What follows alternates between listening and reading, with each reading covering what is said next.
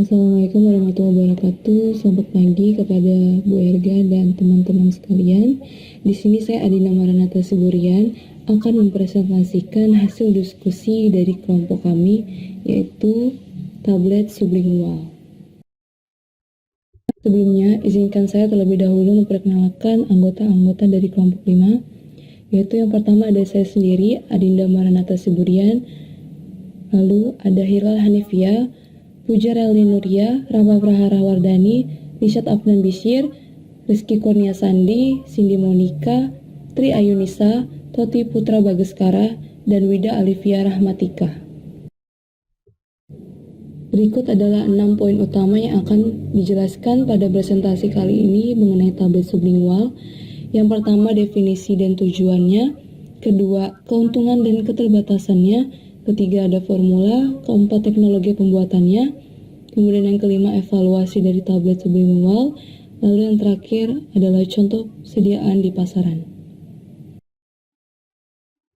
Tablet sublingual adalah tablet yang digunakan dengan cara diletakkan di bawah lidah sehingga zat aktif diserap secara langsung melalui mukosa mulut, diberikan secara oral, atau jika diperlukan ketersediaan obat yang cepat. Menurut Farmakope Indonesia edisi 4, tablet sublingual adalah meletakkan tablet di bawah lidah sehingga zat aktif diserap secara langsung melalui mukosa mulut.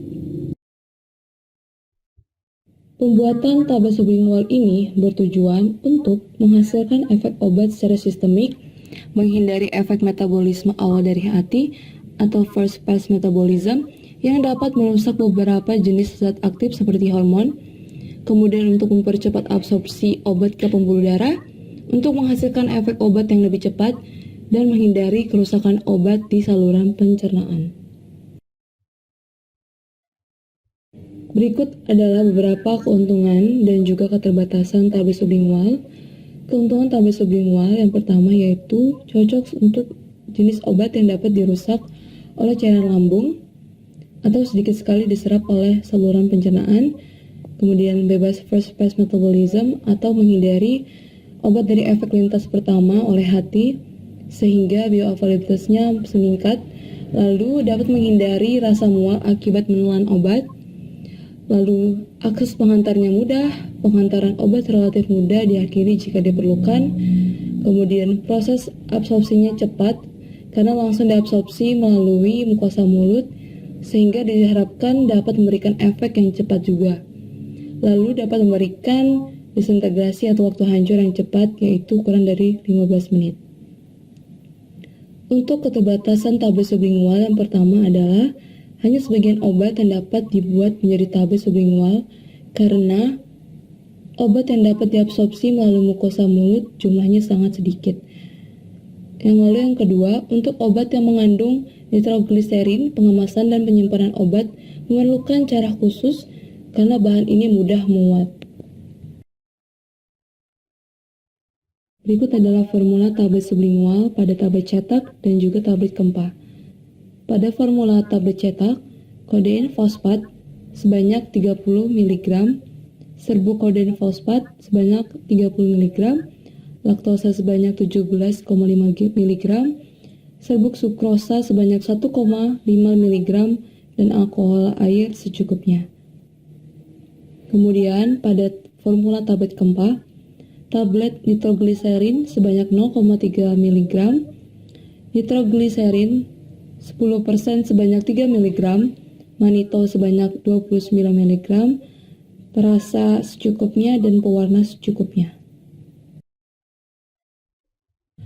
Teknologi pembuatan tablet sublingual melalui beberapa tahap atau proses, yaitu yang pertama penimbangan bahan-bahan yang akan digunakan, kemudian pencampur bahan-bahan, yaitu pencampuran zat aktif, desintegran, pengisi, pengikat, pencampuran zat aktif, desintegran, dan pengisi, kemudian penambahan pelarut pengikat atau larutan pengikat, lalu pembentukan massa lembab atau basah dengan menggunakan alat planetary mixer, lalu dilakukan pengayakan adonan lembab menjadi pellet atau granul, kemudian pengeringan dengan menggunakan oven, lalu pengayakan kering menggunakan ayakan mash 16-20, kemudian pencampuran dengan fase luar, dan pengempaan tablet dengan kompresi.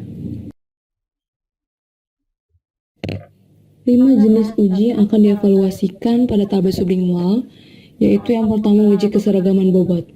Keseragaman bobot tablet menentukan dosis dari tiap tablet yang telah diproduksi, dengan syarat tidak ada satupun tablet yang menyimpang 10% dari berat rata-rata dan tidak boleh lebih dari 2 tablet yang bobotnya menyimpang 5% dari bobot rata-ratanya. Prosedurnya 20 tablet diambil dan ditimbang satu persatu dan dihitung rata-ratanya. Kemudian dilihat bobot tablet yang telah diproduksi dan menyimpang dari bobot rata-rata tablet yang telah ditetapkan.